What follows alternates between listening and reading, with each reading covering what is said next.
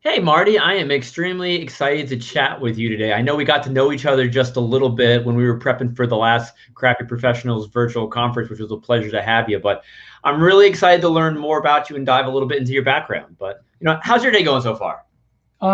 Very relaxed. I've actually just been kind of hanging out waiting for this. Oh, that's nice. My dog for a walk, and yeah, What kind of dog do you have? he's a 10-year-old. He's like a terrier mix. Um, yeah, not the kind of dog that I would choose necessarily, but it came to us through my daughter.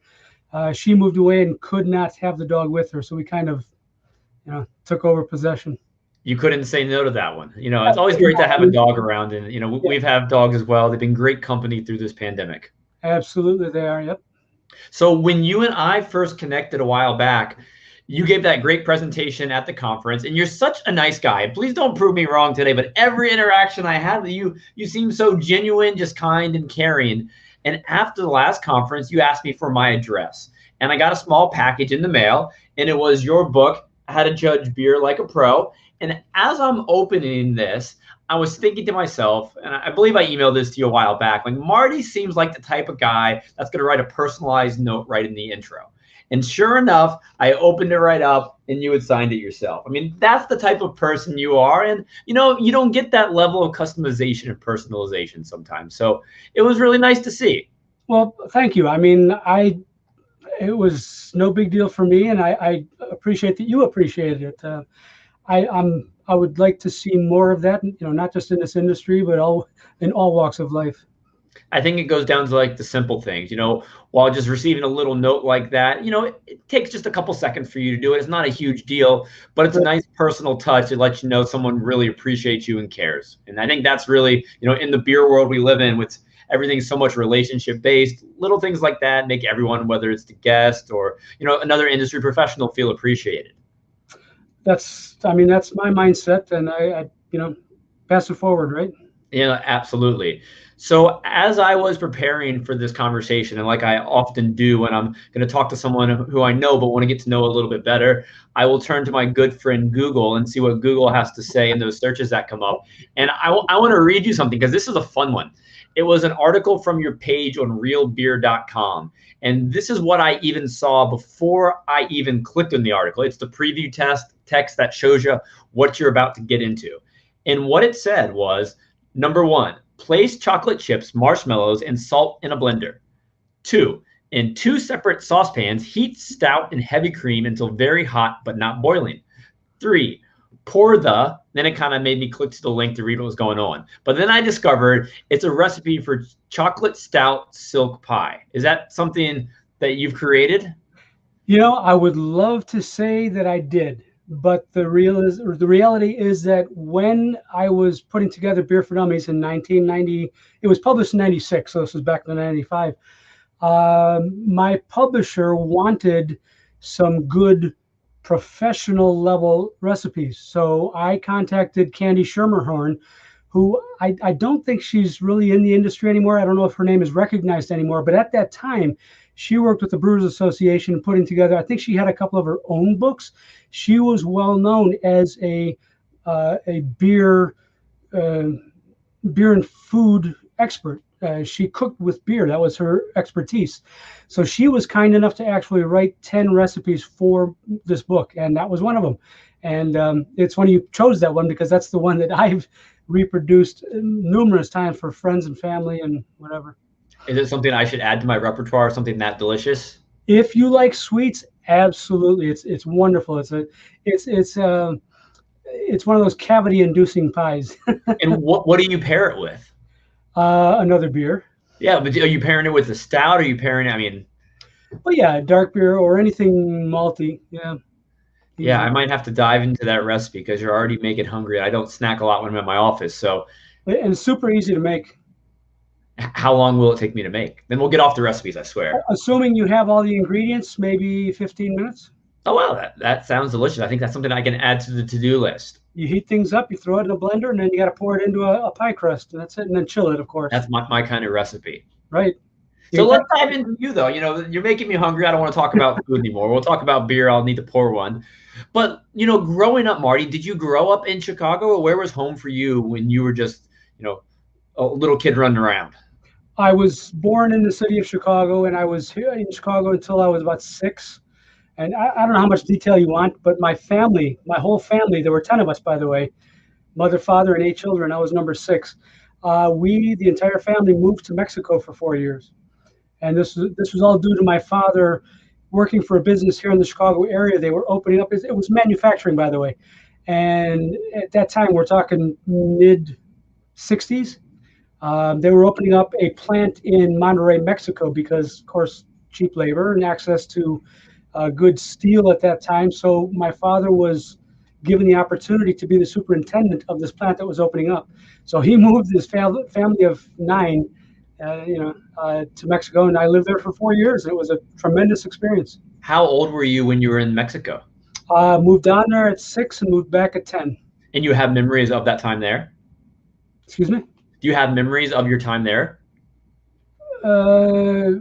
Yeah, I mean, after the 4 years, then we came back to Chicago, and I regret to say that since moving back, I have remained in Chicago. I wanted to move away from Chicago many years ago. I tried convincing my wife, but she had family here and she didn't want to move. So here we are all these years later. But there is a light at the end of the tunnel. We do have plans. Oh, I'm excited to hear about it maybe today or maybe another day. But I think, there's nothing wrong with living in the same place for your entire life. Because my wife and I, we're in Norfolk, Virginia with our 2-year-old, and we love to travel. And I know you like to travel as well. So it's good to have a solid home base that you can come back to. You can go to the mountain, go to the beach, go overseas. I think there's nothing wrong with that. Well, thank you for making me feel better. We do like our travel, and we've done fairly well over the years, and we will continue to. Have you had the opportunity to travel at all during the pandemic? We took only one, what I would consider a real trip last September, but we purposely stayed somewhat rural. We went to Colorado, but we didn't stay in the city at all. We went to Great Sanders National Park and checked out a whole bunch of breweries in that vicinity. So yeah, we just kind of stayed out of the fray. Sounds like a terrible trip. Yeah, it sucked. Well, so when you were in Mexico, is there any memory that stands out to you of something you look back on those 4 years and that had an impact on your life? A couple of things. Number one was that obviously was learning a different language, meeting people from other parts of the world. Just because we were living in Mexico did not mean that I was living necessarily among the locals, which I was, but because there was a lot of influx of businesses, not just from the United States, but other countries. I met people from Poland, from Germany, from Holland, from all over the world. So it was an international community, and that was awesome. Similarly, I did a lot of hiking, even as a kid. Like I said, I was between 6 and 10 years old. Monterey is in a somewhat mountainous area, and my parents gave me free rein. They gave all of my brothers and sisters free rein to do what we wanted. We used to go hiking, and even as preteens, and we thought, at least we assumed, we were perfectly safe. I think the worst things to worry about were the tarantulas. No, getting outdoors is amazing. I think I spent a lot of the past year and a half doing the same just to clear my mind. Oh, so you came back to the States, and Marty, in those years, I guess you're about 10 years old. And if I had met you back then, what did you want to be when you grew up? Probably something in the sports. I absolutely loved baseball. I had never played hockey a day in my life until we moved back to the Chicago area. And that's when at the age of 10, 11 is when I started playing, and I absolutely fell in love with it. I love skating. But I just didn't have the physical prowess to make it to any professional level. I just enjoyed it on a fun level. So, but what did you want to be then? Once you realized you weren't going pro in baseball, hockey, whatever it was, is there anything that you thought you'd wanted to do with your life? I was somewhat aimless at that age, still too young. I was just looking forward to, being a kid. But I did respect my father for what he did. He was blue collar for much of his life until he, worked his way up in the ranks. And I thought, what a cool way to make a living is making stuff. I thought maybe a carpenter, I ended up being a welder for quite a few years. So, and was that something you enjoyed doing? Without question. I mean, I learned a tremendous amount. I was extremely productive within that field.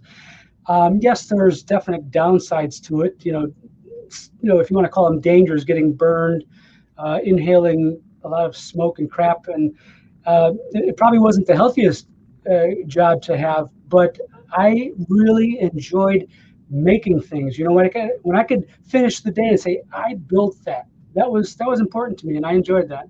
Do you still like to build things around your home today? Absolutely, I do. I do. Any unique creations you're proud of? Um, I mean, like I did stuff around the house. I built our shed. I built our deck. I built over the years. I built some furniture and stuff like that. Not so much anymore. Right now, my creative outlet is mostly my writing. Now, back then, like, in high school, a lot of kids get mentored by, say, like an English teacher or someone who takes a notice of their skills with a pen or typewriter, computer, whatever it may be, of course. Were you a writer back then?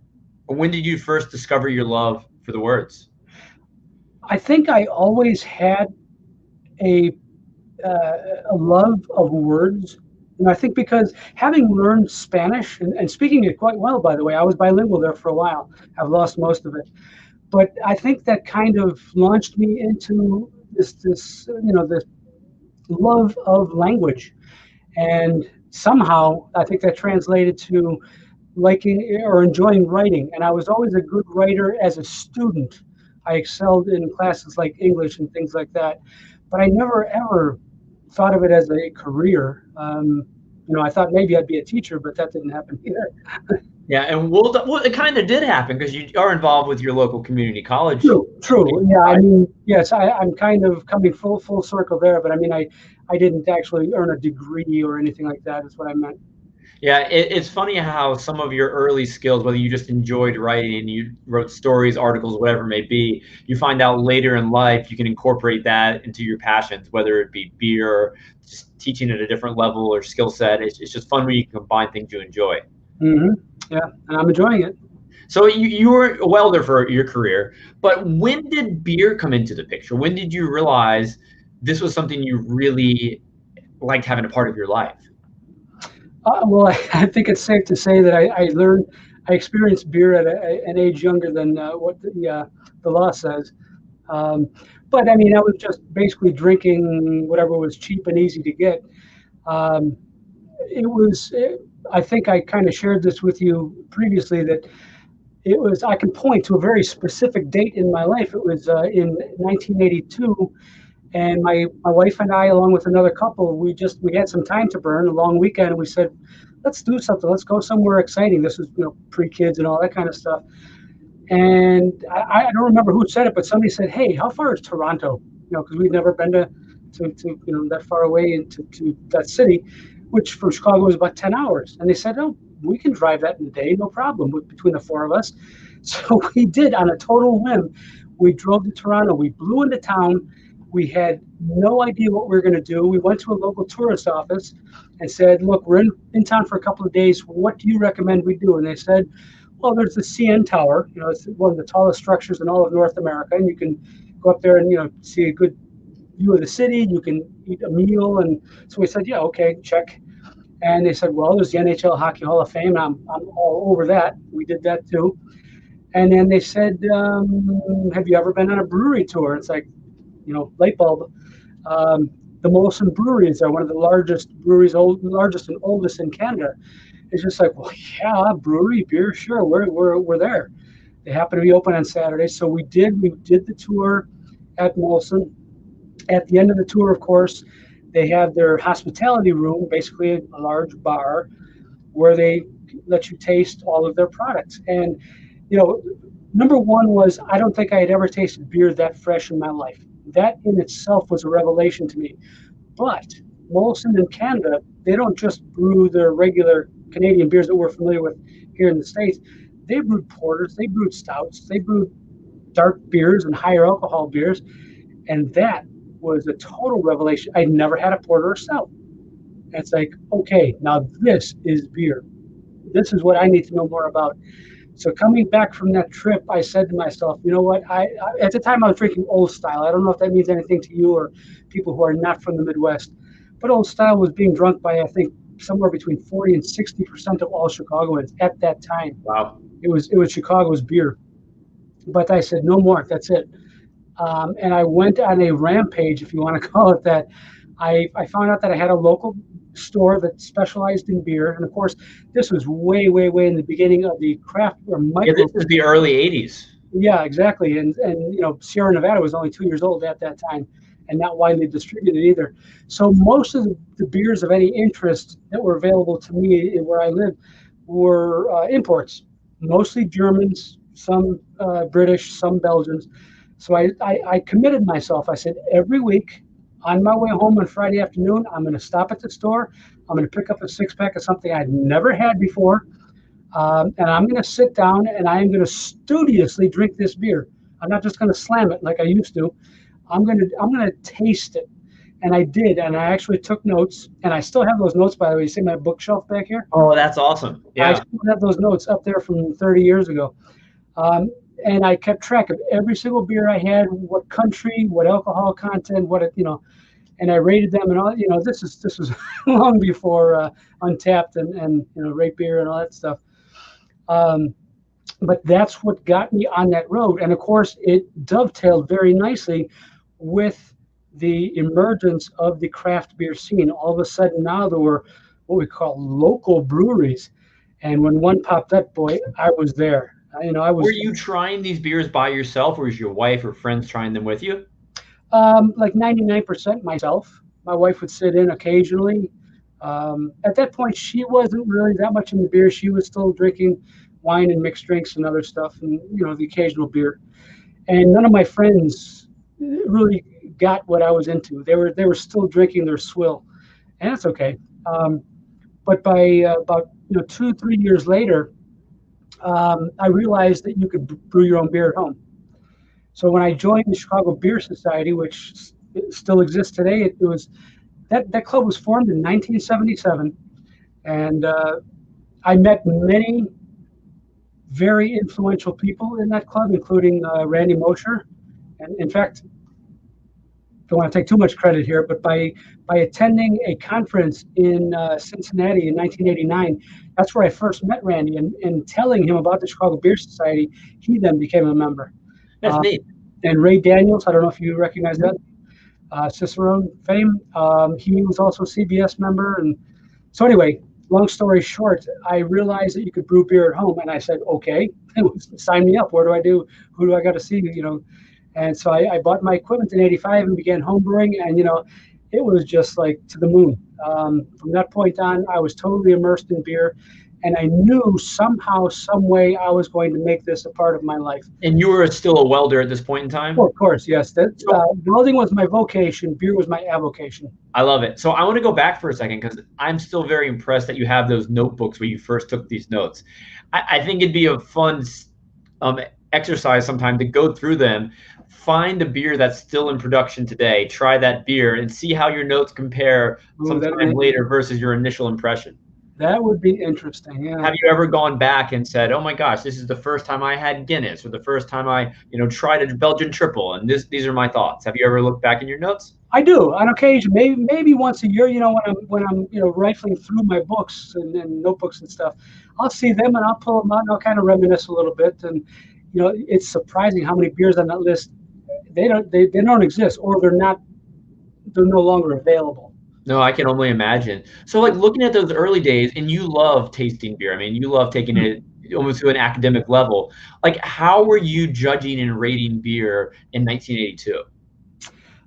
Pretty roughly. I did have some books. Michael Jackson was a huge, huge early influence on me. Right now, as I'm talking to you, I have 2 shelves of all different kinds of books up here, and including Jackson. There was also an early writer by the name of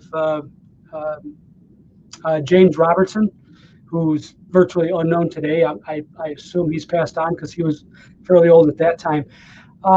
These guys kind of gave you an idea of what you should look for in terms of what a beer should look like, what it should smell like, taste like, and so on. So I kind of followed a formula, do it step 1, step 2, step 3, and I just gave it a very simple numerical rating. I think it was 1 to 5 for each category, and then added up at the end. And what categories were you using at this point in your career? Meaning, like the categories that you're rating for the beer. Well, how did it smell? How did it taste? What was the aftertaste? Overall impression. Not unlike when you take a look at a BJCP score sheet today, it's that stuff, just different scoring, really. So, and you ended up getting involved with the BJCP. Is that because of your love of homebrewing? You got connected with the right people, or how did you get into that circle? Well, BJCP was really open to anybody. It wasn't, you didn't have to get past the gatekeeper. Anybody who wanted. It was very early on. I mean, they formed in 1985, I believe, and you were certified soon after. Exactly. I was a member of the the AHA, American Homebrewers Association, and that was run also by the BA, Brewers Association, and somehow they announced the formation of this beer judge certification program, and I said, I want that. So I don't remember exactly who I contacted, but I'm sure it was somebody in Boulder, and said, what do I have to do? Where do I sign up? And they said, well, there's going to be this conference taking place in Eau Claire, Wisconsin on such and such a date, April 1980. I don't know, 85, 86, I've kind of forgotten. But I went up there, I attended the conference on that Sunday morning at 7 o'clock. I was in my chair waiting to take the test. And I took it and I passed it. And that was the beginning of that. So that's interesting. Bright and early, you were ready to take that test. These days, if you want to get certified, and whether it's Cicerone, there's lots of studying involved. What was the process? I mean, because beer information back then, you couldn't just Google things and figure out the answers. How did you know what to know? I think, you're looking back on it, I think they provided kind of not a syllabus, but kind of a Cliff's Notes of you should know this, you should know this. And, with all the reading I did, like I mentioned, Jackson was huge influence. I think between that and my home brewing, I had at least the bare minimum of knowledge needed to get into the BJCP. And once you got that certification, was your goal to judge local homebrew competitions, get involved in higher levels? What did you think getting that certification was going to do for you? Well, exactly that. It opened the door to becoming a judge at competitions. And by the way, there were not a lot of local competitions. You had to travel. I went to competitions in Wisconsin, in Indiana, elsewhere in Illinois. If you wanted those points, you had to do some travel, because it's not like today. The homebrew clubs and the homebrew competitions were few and far between. So you could only amass a couple of points a year if you were lucky. And is it fair to assume that your judging was more so a hobby rather than something you were getting paid for? Well, we were certainly not being paid. Even to this day, you don't get paid that I know of. if we are, then I've been cheated. But yeah, it was love of participation. It was love of learning, and it was my personal push to get better at what I was doing and to work my way up the ranks, like you said, to gain points, to move up in rank. And I mean, it worked. It took some time, but yes, it worked. Eventually, I made it to other competitions at the professional level. Are there any competitions you had the opportunity to judge that were more memorable than others? Is there any that had that unique moment that was either really entertaining, something went incredibly wrong, or just something that stuck with you over the years? Well, I can tell you about the first one that I went to. Was up in Kenosha, Wisconsin. That's an hour and a half away. It was my very first one, so I was considered a novice. And it was interesting because apparently they got more entries than they were anticipating.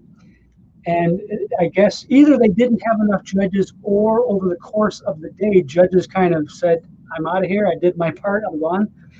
So by the end of the day, when it came to doing the best of show, it was down to me and one other guy. Now, this other guy, thankfully, he had experience. I did not. And so as a novice at my first competition, I was basically forced into becoming a best of show judge. And this is like, we started at, I think, 9 o'clock in the morning, and this is like 6 o'clock at night. And I'm like, I remember being like groggy and hungry, and it's like, I still have to drive the hour and a half home. It was, yeah, pretty amusing. And to look back on that, it's like, okay, well, I survived, and I kind of set the stage for other competitions. Do you think you made a solid pick for best of show in that competition? Yeah, Oh man, I don't remember. I have to assume we did. First of all, because back in those days, a lot of it was black and white. I mean, either beer was good or it wasn't. You know, there's not a lot of gray area there. And because I had this other person kind of shepherding me through the process, I'm confident we made a good choice. Yeah. that's like a great experience. So when did beer writing come into the picture? I know you like to take notes, but when did you say, maybe I should start writing about it potentially professionally? That's an interesting story too. At that time, I was voracious. I mean, I wanted to get my hands on everything I could. I was looking at subscriptions to various magazines that were available at the time. Again, few and far between. There was one called All About Beer. Michael Jackson wrote for that. Fred Eckert wrote for that. Charlie Papazian would do an occasional article. And I thought, how cool would that be to have my name on the masthead with those guys? So I sent a letter to the publisher and said, look, I'm not a published writer. I'm not experienced, but if you need a small feature here and there, I'd love to participate. And he said, we're always looking for new writers. How about I give you this assignment? You go do it, and if we like it, it'll get published. Well, lo and behold, the first article I ever wrote in October of '89 is sitting right here above me. It was on the Berghoff Brewery here in Chicago, and it actually ended up being a feature in that article or in that magazine, that issue. And I was hooked. It was like, okay, now I'm getting a clearer focus on what I want, and so I dove into the writing side, and that's when I started writing for various publications as they came out, because they weren't there initially. But were they giving you assignments, or were you picking the topics yourself? It was almost always assignments. They would give me a list of say a half a dozen, say which one of these do you like, and I would grab the one that turned me on. Is there a certain style of writing that you enjoyed more? For example, did you enjoy diving into the descriptions of beers, concentrate on the history side, the business side, maybe trends in the industry? What did you enjoy writing about? You mentioned a couple of them. I do like history a lot, so I like delving into the history of breweries and beer styles, of course. I'm very big on. I can tell you what I don't like. I do not like interviews. Having to write everything in quotation marks, and he said, then he said, and then, no, I don't like that part. I don't think I would like to transcribe this interview either, so I can't blame you very much. Exactly, There's probably technology that could help us with it now, but Today, yes. I feel your pain on that one. So you started writing for these magazines. It's interesting to look at the current state of things, because there are beer publications these days, but I don't think they're sought after just like the levels you were seeking them when you were looking for this content and the authors. What's your current feelings on the current state of like just beer writing in general? I think there's a lot of writers out there, but I don't think there's a difference between a journalist and a writer. I've never once claimed to be a journalist. I'm not one. I've never been one. I don't claim to be one. There's a lot of people out there who may be writers. They're not necessarily good at it, and they're certainly not journalists like they may picture themselves to be. So, and of course, I've always enjoyed having a paper publication in my hands that I can, read at my leisure and I can have in my collection. Today, most everything is digital. It's online. You read it on your phone, you read it on your computer, and once you read it, it's kind of gone, and that's a shame. And again, there are so many writers out there these days. I don't recognize most names anymore. I'm not sure who is a trusted name in the industry. I don't know. So honestly, I don't do that much reading anymore. I blame the internet, Marty. I definitely blame the internet. Well, I mean, it's real.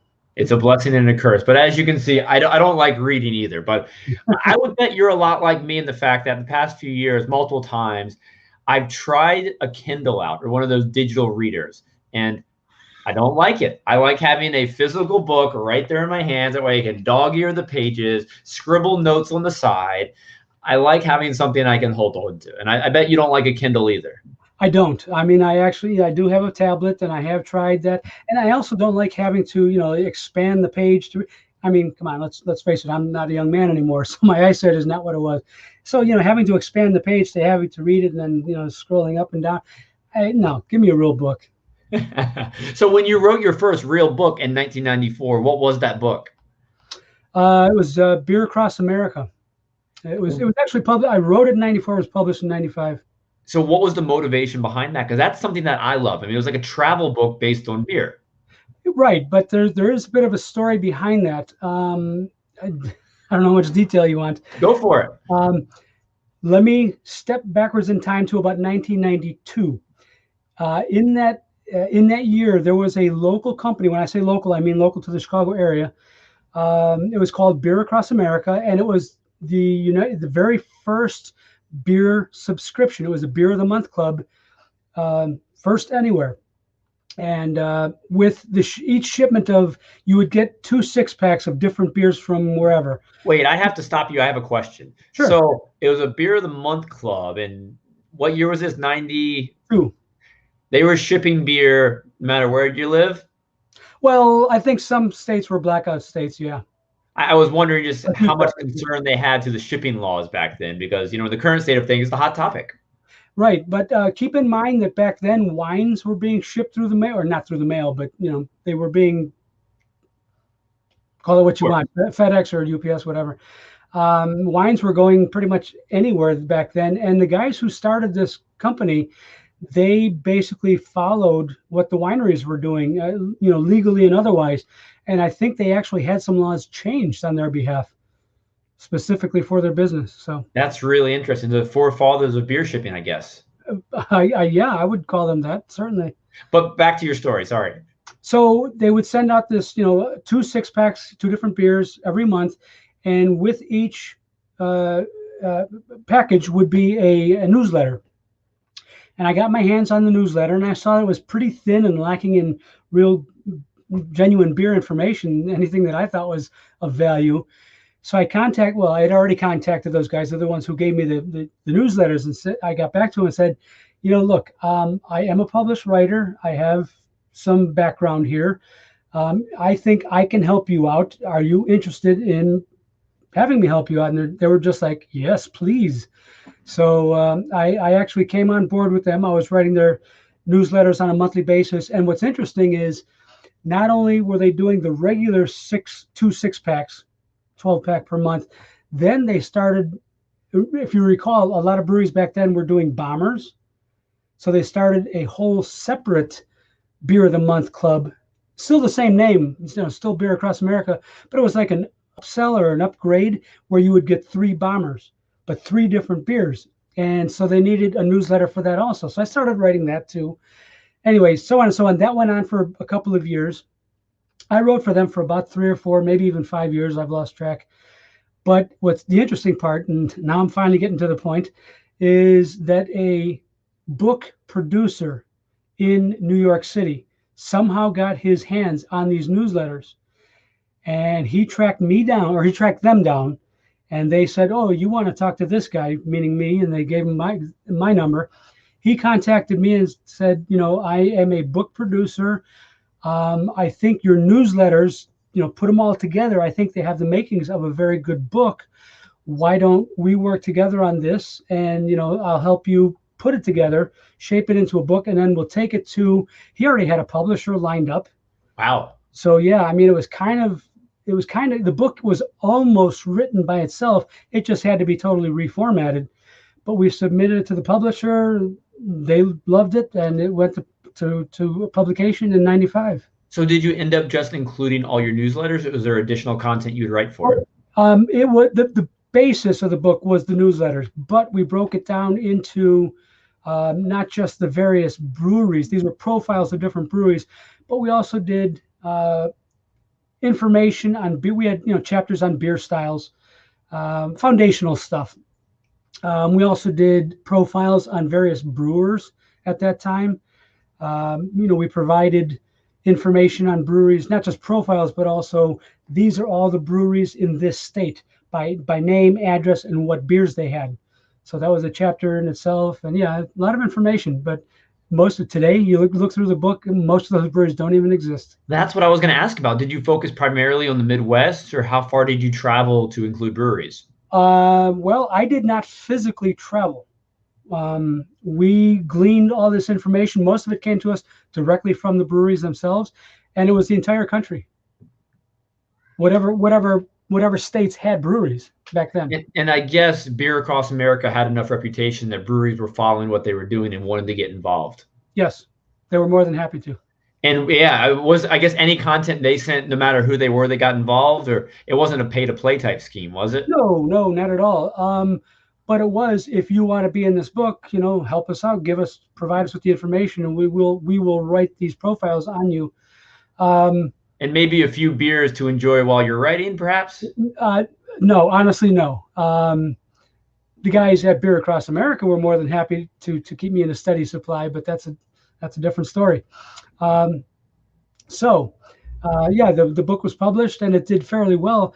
But interestingly enough, because of the growth in the industry in the mid-90s, there were a whole lot of other books out at that time. It had a lot of competition, actually. And were they all like a similar format, a mix of travelogue meets with beer history meets like beer information? A lot of them were travel type books. A lot of them were just compilations of information. Some of them, I'm trying to scan my books here. A lot of them were biographical or historical in nature on certain breweries or brewmasters, as the case may be. No, that's fascinating. Yeah, you got in at a great time. And I know you recently put out another book called Tapped Out, where you look back at those years of all the breweries you interacted with in the Midwest. And what did you find when you went to write this newer book? Well, the book itself is new, but the contents, so to speak, the content of the book is something. Okay, let me start again. At about that same period in time, there was another guy. His name was Steve Johnson. He published a book called On Tap. It was also a guide to U.S. breweries, and he did very well with his book. And he realized that to try and keep up with the industry that was growing in leaps and bounds at that time, he realized that he couldn't do it himself. So he called on other regional writers like myself, and said, "Look, do you think you can cover these states?" And he gave me a grouping of states. We called it the Midwest, even though it wasn't really the Midwest. I mean, it included Kentucky and Missouri. And anyway, I actually did travel for this. I covered 52 breweries in 6 states in just a matter of months. So I was on the road quite a bit, meeting with the brewers, tasting the beers, touring the breweries, and I gathered a ton of good information. That was a good book in the making. Unfortunately, I submitted it to Steve along with all these other regional writers across the country. They submitted their stuff, and I guess the project just became so overwhelming to Steve, and apparently his publisher kind of pulled the rug out from under him and said, "We're not so sure we're interested in this anymore." Instead of publishing one book, now they're going to be publishing 6 or 7 across the country. Anyway, the whole thing collapsed. The book never got published, and I sat on this information for 25 years. When I realized last year in 2020 that it was the 25th anniversary of what was supposed to be published at that time, I said, it's COVID. I need a project. This is good information I'm sitting on, even though it's dated. It's now historical information. It's no longer up to date. I said, I'm going to do this. It was really, I don't want to call it a vanity project necessarily, but it was something I thought some people would be interested in. But I wanted to do it for myself, for the record. I wanted people to know what the industry looked like 25 years ago, at least in the Midwest. I can only do that much. And so I self-published the book. And, it did not sell a lot. I did not expect it to, but it's out there. And like I said, that information is on the record. Someday somebody will pick it up and say, wow, that's what it was like in 1995. Yeah, I mean, it's a really niche audience, but it's so cool you had that information. You had those records from 25 years ago. And looking at all those breweries you wrote about in that book, how many of them are still in existence? I did actually, I counted them up. I think it came out to almost half. About 52 breweries made it into the final copy. And I think approximately just over half of those are no longer operating. Did you have the opportunity to reach out to any of those brewers again, just like you did 25 years prior? I'll be honest with you and say that I didn't bother because I think it just would have taken too much time and effort, and I don't know what I would have accomplished. But it's still neat you have all those records. That's fantastic. That was the idea. So one thing that I saw in your bio that really interested me, today we rely on Wikipedia for learning so much information. I mean, anything you want, I can have the answer for you in 2 seconds. We know that, of course. And, we don't think about encyclopedia as much anymore. Most of us, especially during the past year and a half, we don't go to the library. If we want something, it's at our fingertips. As we said earlier, the internet's changed everything. But when I was growing up, and I think you and I both will share our use of this, you would have to buy like CD-ROMs of encyclopedias that you could have on your computer. And my dad was into computers back then, so we always had the coolest educational games, or just the where in the world is Carmen Sandiego's, or whatever it may be that you could just plug in and play. But you were a writer for Microsoft Encarta, which was like the go-to, the Wikipedia of its day. If I wanted to know something for a school project, boom. Wait, what is that you have right there? Can you explain that to everyone who might not recognize what you're holding in your hand? Yeah, this is I think it's a 4 CD set or DVD, whatever, I don't know. Back in the day, of course, like you mentioned, Microsoft did publish this Encarta encyclopedia. It was the Wikipedia of its day. You could either buy the if you want to call it the hard copy, or sometimes it came preloaded on Microsoft. I'm sorry, on PC. Windows. Yeah, Windows. That's it. Anyway, they needed somebody to write a section on beer and brewing for this encyclopedia, and I'm not sure how they got my name, but they did, thankfully. And we worked out a deal, and I signed a contract, and I'm the one who provided that information. So when Encarta decided to stop getting produced, did they send you a letter and say, hey, Marty, the current state of things these days, that internet's killing us, we don't need your services anymore? Or how long did the relationship last? Well, it was really only for Encarta Encyclopedia 99. And I'm not sure, I never looked into it, but I think that was the last one they ever did. We're going to have the answer by the end of this conversation. But so when you were writing for Encarta, like the encyclopedia, are there certain areas they wanted content on, or what did they ask of you when they first reached out? They wanted 2 separate entries. One was on beer, what beer is, how it's made, and the other one was on, the second part would have been how is it made, because it was how is beer, how is beer brewed. So I did 2 separate entries on that, and it's interesting because I submitted a ton of information, and it was edited down quite a bit, let's say. It didn't, the word content was reduced considerably, but I got paid the same. Yeah, that's pretty neat. Looking at it, Encarta stopped being produced in 2009, so it went on a lot longer than I thought it would have. Me too. I'm sure over time the format changed a bit as well as they faced other competition from other sources.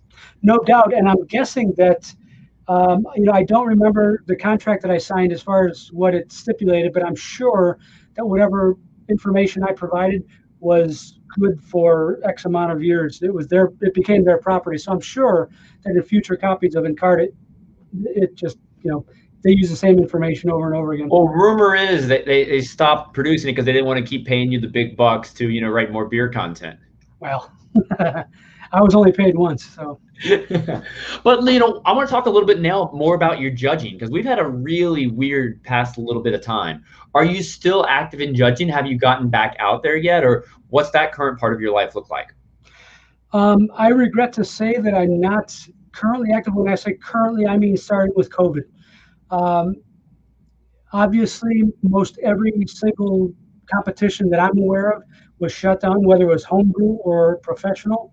World Beer Cup would have taken place last year. It did not. GABF, all the big ones were shut down for that year. Actually, I have to retract that. GABF did take place. I made a personal decision not to participate because it had changed considerably. So to answer your question more directly, I have not been involved in judging it. It's been about a year and a half.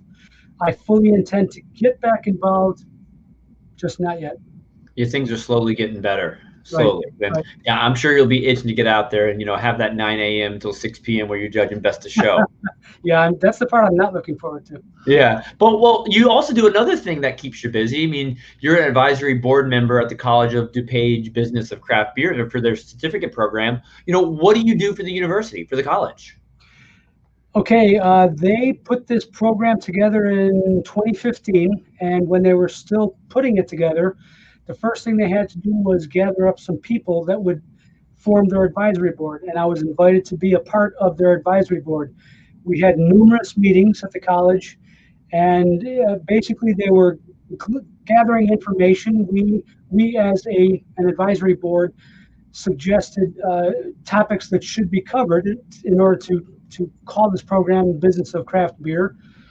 And once we kind of put together the syllabus for the program, then it kind of all hashed itself out. Okay, now who wants to present this material? Who among you would like to be an instructor for the program? And it was obvious that the one advisor who was a brewer would teach the stuff about brewing, and the other guy who was just an investor in the brewery, he would talk about investing in breweries or beer business. The guy who runs the beer distribution, well, that's what he's going to teach. So, it just kind of worked itself out when it came down to the introductory material. Who's going to teach the prerequisite classes? It was like, hey, I'm still here, still interested. So those are the two courses that I teach. They're both considered introductory. One is foundations, one is intro or introduction to craft beer. So what's some of the material that you cover in your classes? It's kind of a smorgasbord. I introduce people, especially people who have never, ever really gotten into beer. The stuff that I teach is beer styles, of course, one of the most important topics you can cover. Beer and food pairing, how to evaluate beer, off flavors. There's a couple of other topics. Is there any tasting involved in the course, or is it more so? You better believe it.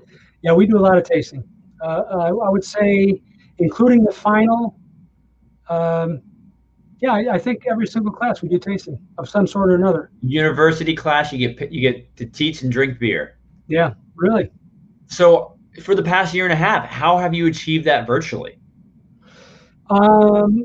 So far we only lost 2 semesters. The very first semester, meaning spring of 20, we canceled everything. We did no teaching whatsoever. The college itself, I believe, shut down 100%. But I know that our program was shut down 100%. When the fall semester came around, we did everything off campus. Absolutely nothing was on campus. We did 2 classes in person. We did the rest virtually, like you and I are doing right now. So obviously the tasting portion was a little bit more difficult. Myself and a co-instructor had to pre-buy all the beers that were needed for the entire course.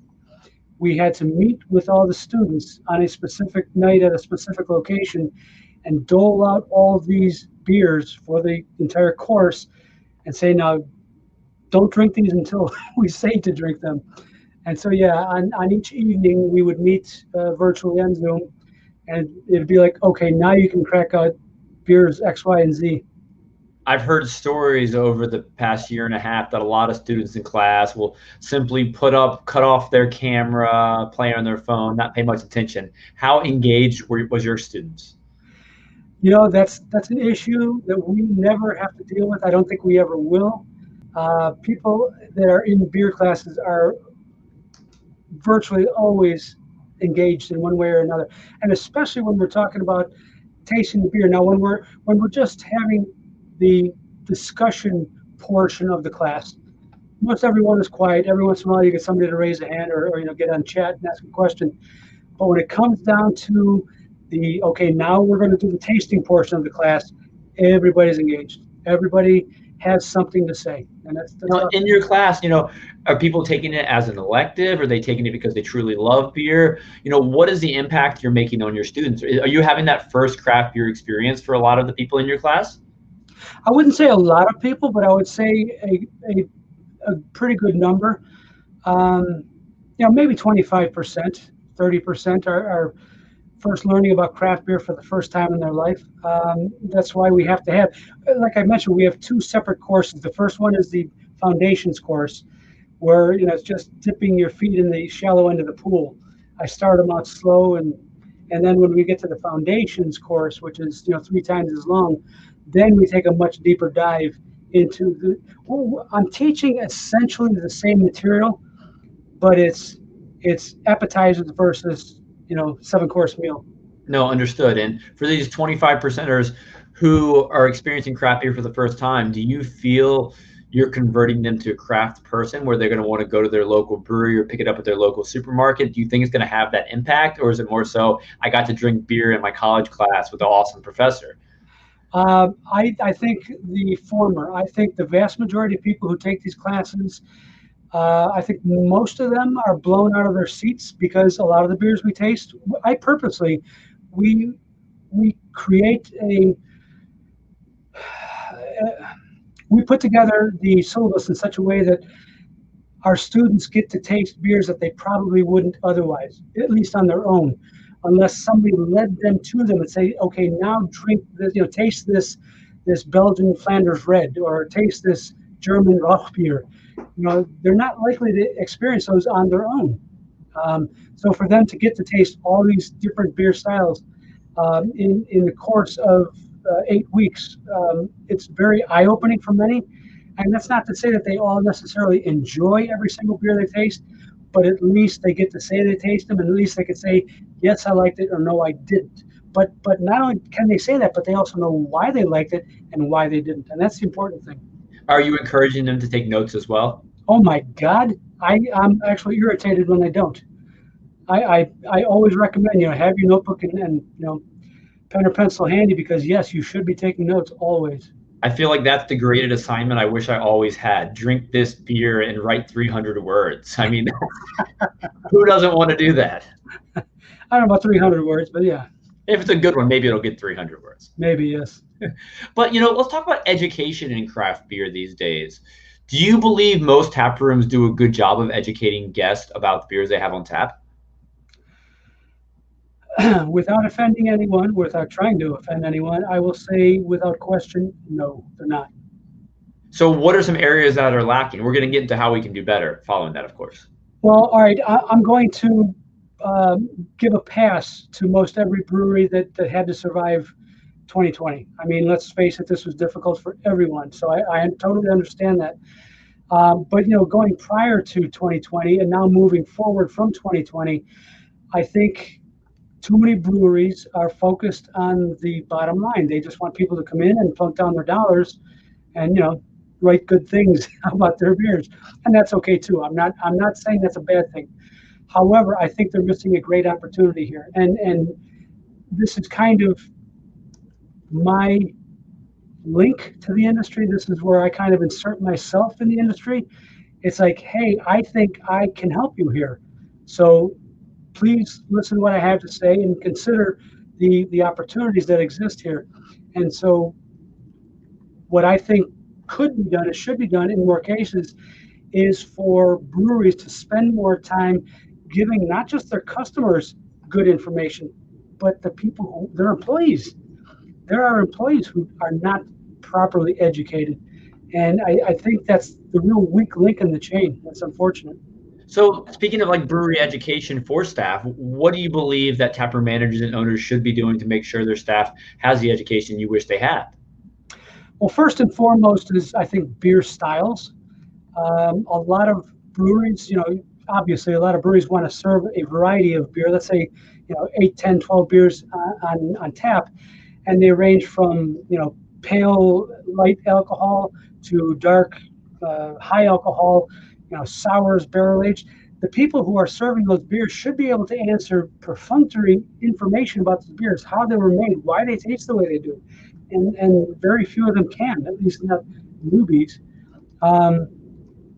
So I think that's the very first step they should take.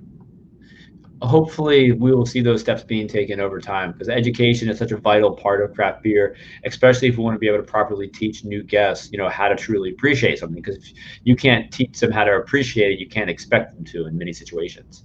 Right, and I also think that maybe there are some brewery owners who think, okay, we're in the digital age. Every single person who walks in there has a phone. If they want to look it up, they can look it up. If they want to learn about sour beer, they can learn about sour beer on their phone. Why should they invest the time or the money to educate their staff or the consumer? They figure everybody's got all the information they need right here.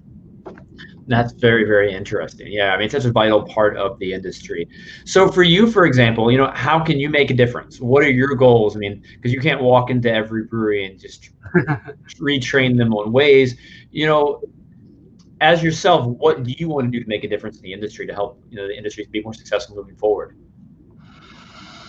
Well, again, I think based on my track record, my experience, I think that I have something to share, and I think I can do it. I can humanize the information.